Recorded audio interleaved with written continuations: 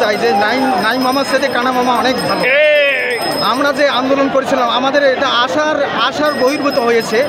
সরকার যেহেতু 5% দিতে চেয়েছিল, কিন্তু কষ্ট করে আমরা আন্দোলন করেছি, এর মধ্যে যে 15% দিয়েছে, এর জন্য আমরা শিক্ষক সমাজ আন্তরিকভাবে ধন্যবাদ এবং আমরা খুবই আনন্দিত উৎফুল্ল।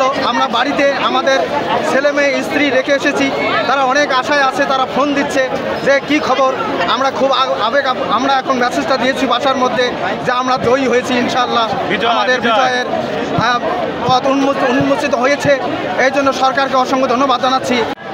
আমাদের এই দাবি ছিল শুধু শিক্ষকদের দাবি না, আপামর জনসাধারণের দাবি, এবং সাংবাদিক ভাইরা আমাদেরকে অনেক সহযোগিতা করেছেন, যার জন্য আমরা 20% চেয়েছিলাম, 20% না হোক অ্যাটলিস্ট আমাদেরকে 15% দিয়েছে সরকার।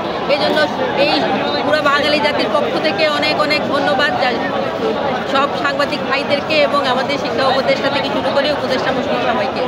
আপাতত যে অবস্থায় পরিশ্রমটা হয়েছে এতটুকুর পরে আমরা আনন্দিত আছি বর্তমানে, কিন্তু আমাদের পূর্ণ দাবি ছিল যে এই বেসরকারি শিক্ষা প্রতিষ্ঠানগুলো একবার জাতীয়করণ করে নেওয়া।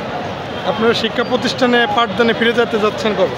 আমরা ফিরে যেতে যাচ্ছি, এই জন্যই চাচ্ছি যে আমাদের যে সমস্ত ভবিষ্যতে আছে, যারা ছাত্ররা আছে, এদেরকে আমরা মানুষ গড়ে তুলব। এই উদ্দেশ্য নিয়েই তাদের লেখাপড়া যাতে ক্ষতি না হয়, তাদের আমাদের যতটুকু যা পাইছি এরপরে খুশি হয়ে ওই ভবিষ্যতে ছাত্র জীবন গড়ার জন্য এইটা নিয়ে আমরা ফিরে যাচ্ছি।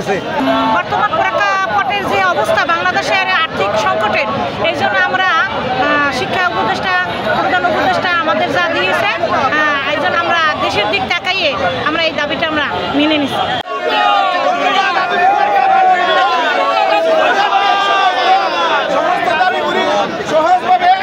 সারা বিশ্বে মিডিয়া